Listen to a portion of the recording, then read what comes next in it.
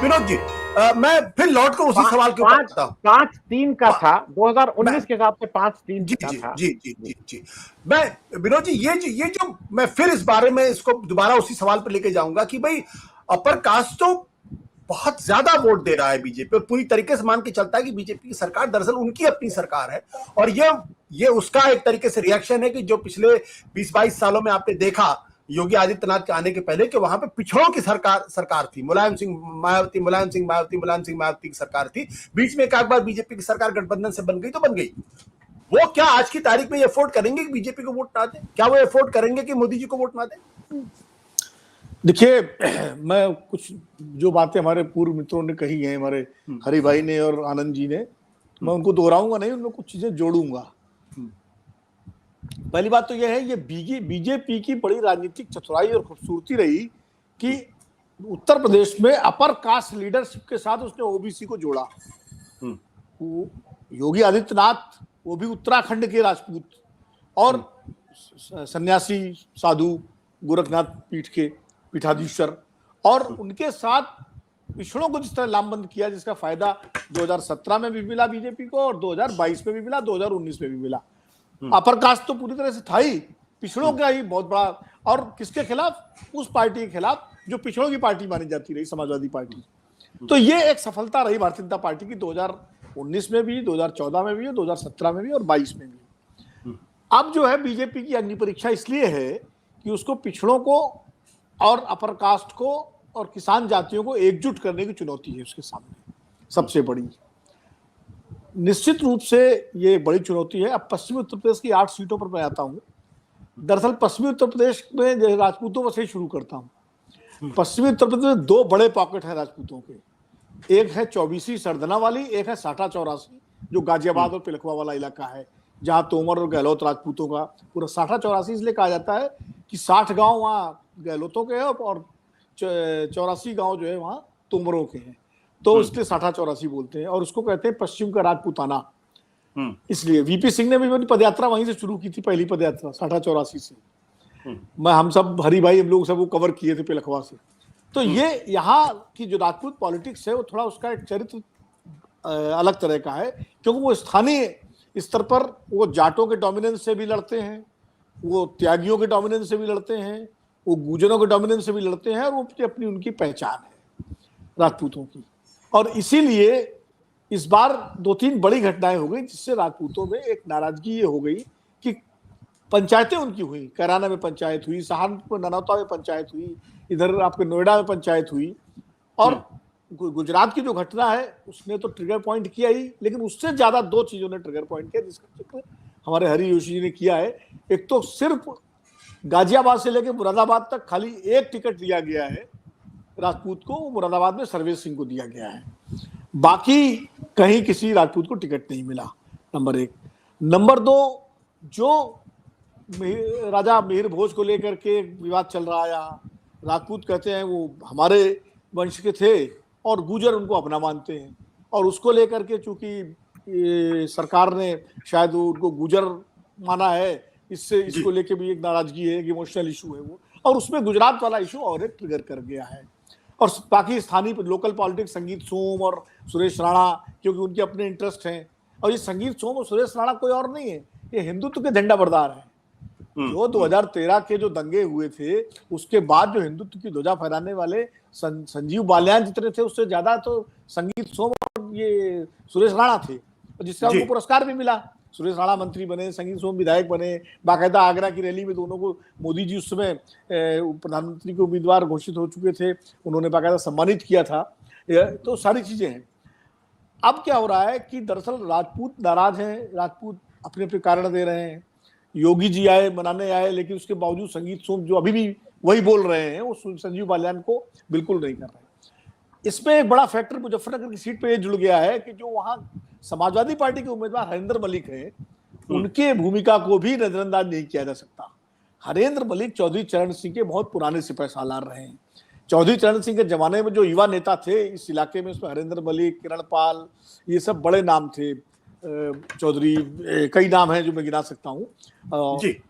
हरेंद्र मलिक मुजफ्फरनगर जिले के ही रहने वाले हैं, उनका अपना, अच्छा एक और पॉलिटिक्स समझिए, संजीव बालियान है बालियान खाप के।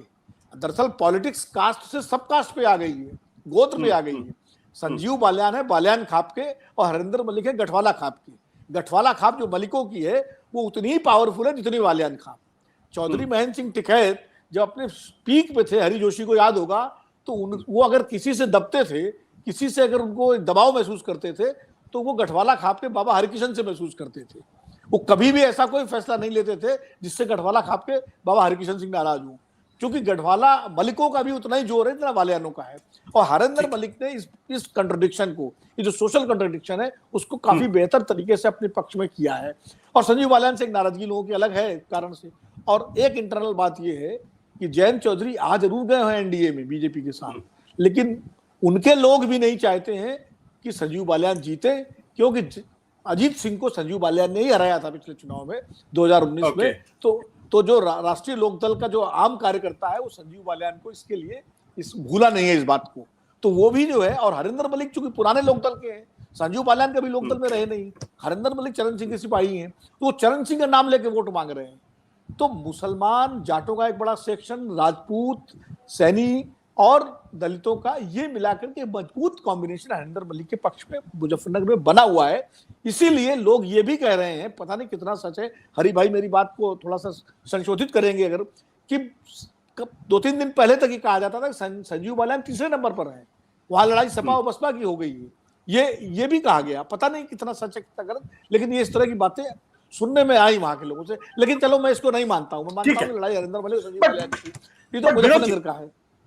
बट विनोद जी, यहां महत्वपूर्ण सवाल इस बात को लेकर, तो क्या यह माना जाए कि जो हिंदुत्व का असर था, और वही भारतीय जनता पार्टी बार बार कहा करती थी और इस बात को बड़े दावे के साथ करती थी, भाई गुजरात के बाद अगर दूसरा प्रयोगशाला है तो वो एक तरीके से उत्तर प्रदेश है, जहां पे भारतीय जनता पार्टी को यहां तक दावे कुछ लोगों ने किए कि 80 की 80 सीटें उनको मिल सकती हैं। तो अगर पहले दौर की ये स्थिति दिखाई पड़ रही है, तो क्या यह माना जाए कि राम मंदिर निर्माण की जो बात की गई, जो हिंदू मुसलमान की बात की गई, और जिस तरीके से नरेंद्र मोदी जी मुस्लिम लीग की बात कर रहे हैं, मुगल सल्तनत की बात कर रहे हैं, तो क्या वो हिंदुत्व का असर नहीं दिखाई पड़ रहा? देखिए, हिंदुत्व, देखिए चुनाव में 2 तरह के ध्रुवीकरण होते हैं, या तो चुनाव जाति ध्रुवीकरण की तरफ जाता है या धार्मिक ध्रुवीकरण की, सांप्रदायिक ध्रुवीकरण की तरफ जाता है। पिछले 3 चुनाव, 2022 का विधानसभा चुनाव, 2017 का विधानसभा चुनाव, 2019 का लोकसभा चुनाव, 2014 का लोकसभा चुनाव, ये 4 चुनाव सांप्रदायिक ध्रुवीकरण पर हो चुके हैं। तो सांप्रदायिक ध्रुवीकरण से जितना मट्ठा, जितना रस निचोड़ा जा सकता था, उतना निचोड़ा जा चुका है। अब और उसके पहले जाति ध्रुवीकरण पर चुनाव होते रहे हैं। अब जाति ध्रुवीकरण का इस वक्त पश्चिमी उत्तर प्रदेश की कम से कम इन 8 सीटों के अलावा भी जो दूसरी सीटें हैं, उनमें भी जाति ध्रुवीकरण का असर दिखाई पड़ रहा है। अगर जाति ध्रुवीकरण का दांव चला तो निश्चित रूप से चुनाव के परिणाम काफी चौंकाने वाले हो सकते हैं। और अगर धार्मिक ध्रुवीकरण, सांप्रदायिक ध्रुवीकरण चला, तो फिर वही जो पिछले 4 चुनाव में हुआ वो इस बार भी हो जाएगा। ये एक उसमें है। तो इसलिए मैं कह रहा था, अभी मैं 1-2 सहारनपुर की मैं बात कर बताता हूं आपको। सहारनपुर में क्या है, सहारनपुर में इमरान मसूद जो चुनाव लड़ रहे हैं, हालांकि उनके बयानों को लेकर के उनकी छवि पेश की जाती है जैसे बहुत कट्टरवादी है, जो कि बिल्कुल कट्टरवादी नहीं है।